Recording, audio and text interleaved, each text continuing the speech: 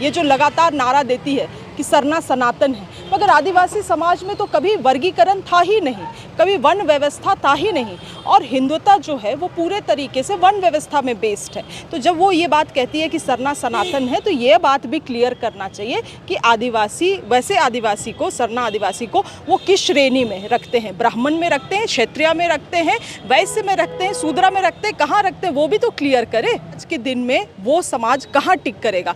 जबरन ईसाई में करेगा, जबरन मुस्लिम में करेगा, बौद्ध में करेगा, जैन में करेगा, हिंदू में करेगा। आप तो उसका धार्मिक अस्तित्व को ख़त्म कर दे रहे हैं, आप उसका मौलिक अधिकार को ख़त्म कर दे रहे हैं। बीजेपी हमेशा बातों को घुमाने का काम करती है। मेरे तरफ से केवल एक सवाल लेके जाइए, सरना धर्म कोड लागू करेंगे, हाँ या ना? बस इतना बस उनसे पूछ लीजिए, बातों को घुमाए नहीं, हाँ तो हाँ, ना तो ना।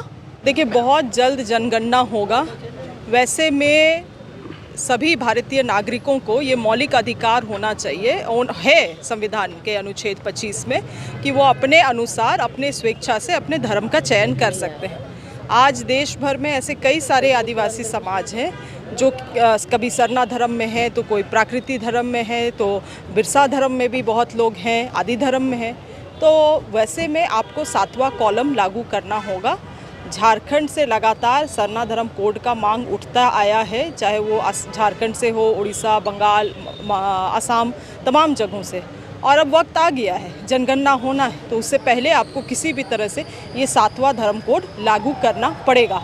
आज उसी संदर्भ में हम लोग महामहिम राज्यपाल झारखंड से मिलने आए थे। उन्होंने इस बात को भी बहुत गंभीरता से लिया। उन्होंने कहा है कि इस रिकमेंडेशन को मैं माननीय राष्ट्रपति तक भी भेजूंगा। साथ ही साथ समझने वाली ये बात है कि ये 5वीं अनुसूची राज्य है। 5वीं अनुसूची राज्यों में राज्यपालों के पास, एक महामहिम के पास एक अलग से ताकत होता है कि यहाँ पे कौन एक्ट लागू होंगे, कौन कानून लागू होंगे, कौन कानून नहीं लागू होंगे। और उन्होंने ये कहा भी, राज्यपाल महोदय ने इस बात को कहा भी कि मैं पर्सनली चाहता हूँ कि प्राकृतिक पूजकों का अपना एक कॉलम हो। अगर वैसा है तो निश्चित रूप से झारखंड से उन्हें एक रिकमेंडेशन भेजना चाहिए क्योंकि ये उनका संवैधानिक अधिकार भी है, वो कर सकते हैं, ही कैन डू इट। तो अगर ये रिकमेंडेशन जाएगा तो हम लोग भी फिर राष्ट्रपति महोदय के पास जाके इस बात को रखेंगे कि जनगणना से पहले एक 7वां धर्म कॉलम लागू होना चाहिए। मैम, जातिगत जनगणना जो अभी होने वाला है, तो क्या आप लोग इसमें शामिल नहीं होइएगा, विरोध करेगा क्या अगर सरना धर्म कोड नहीं? देखिए, ये कोई औपचारिकता नहीं है कि आपको पशु की तरह गिन दिया गया और बस काम खत्म हो गया। नहीं, इससे नीतियाँ बन के निकलेंगी। आने वाले समय का पूरे देश का दिशा तय होगा, समाज का दिशा तय होगा। तो वैसे में ज़रूरी है कि सभी वर्गों के साथ न्याय हो। आज बताइए, गिनती करने के बाद अगर आदिवासी समाज के कुछ वैसे वर्ग छूट जाएंगे जो कहीं किसी भी कॉलम में टिक नहीं कर सकते हैं, तो उनका अस्तित्व तो ख़त्म हो जाएगा, उनका जो धार्मिक अस्तित्व है वो ख़त्म हो जाएगा।